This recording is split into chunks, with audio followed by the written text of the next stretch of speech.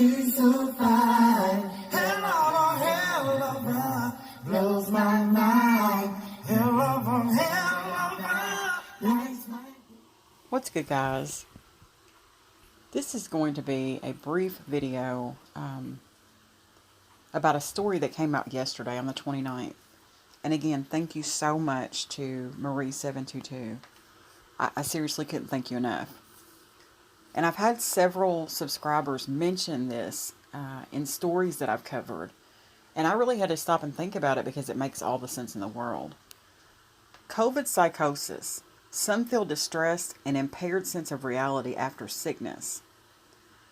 And there's a video. It's mainly just a video that I want you guys to watch.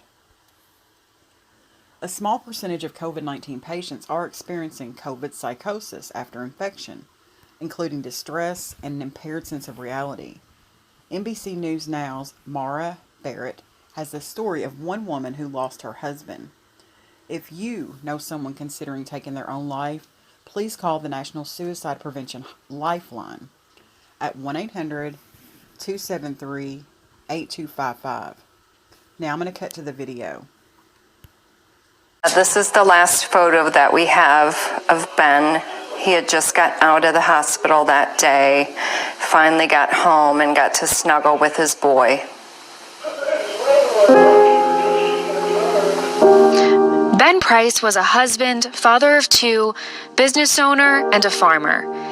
He juggled it all with what his family called a boisterous energy. Just a larger-than-life person, extremely outgoing, very intentional in all of his relationships. More than 1 million people have been hospitalized with COVID-19. But when Ben returned home after treatment, he wasn't the same person. What stood out to you specifically when he came home? I would be holding his hand and he'd be like, I'm just so scared. I'm so scared. And I would be like, what are you scared about? What is it? And he couldn't even really pinpoint what it was, but he just was very panicked and just not himself. He was pacing the house and going from window to window and just was really nervous about things that weren't even an issue. He was anxious and panicked, but at the time, we just, COVID brain fog. He was prescribed anti-anxiety medication, but just days after Ben came home, he took his own life. Jennifer is now looking into a new phenomenon doctors are calling COVID psychosis, a rare but real case for an estimated 1 to 4% of patients.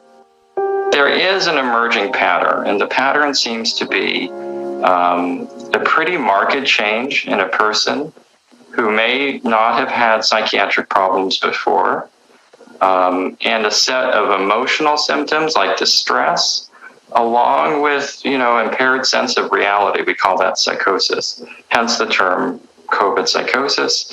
A similar thing was seen during the 1918 Spanish flu, a virus infiltrating the brain, resulting in neurological symptoms. We are looking at a relatively new set of problems, but we've always known that viruses can trigger changes in the brain that can lead to things like COVID psychosis. So when you say trigger things in the brain, that's different than just a reaction of someone's trauma or experience dealing with the virus. It's an actual potential change in the brain because of the virus. The simple story is yes. Currently, there's little data about COVID psychosis, though new studies are starting to emerge, which may help doctors identify symptoms.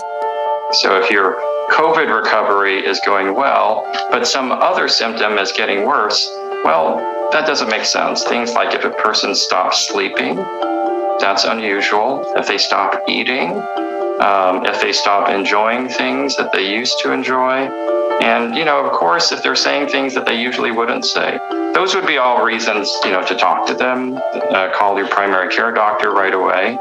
It's impossible to know what Ben had, whether it was COVID psychosis, depression caused by his hospital stay, or otherwise. But family and friends believe this situation was a result of the disease. It had to be linked to COVID. There was no question in our minds about that. There was no way. He loved life so much. A lot of times we would talk and he would say, God, Eric, we are so lucky. We have great families, we have great kids, we have great wives. If you had known what you know now, what would you have done differently? I would have known that his behavior was more than just fog, and would have gotten him to the Mayo Clinic or somewhere that was already looking at the neurological effects of COVID, and just shown up on the doorstep and said, "We're here, we need to see someone." I wouldn't have let him out of my sight, because I would have known that he was unpredictable because of more than just having some COVID brain fog. Jennifer says now she's working to spread awareness via the Illinois governor's office and even the White House to prevent other families from going through what hers did. You know, losing my husband, losing a dad this way is so devastating. What do you think?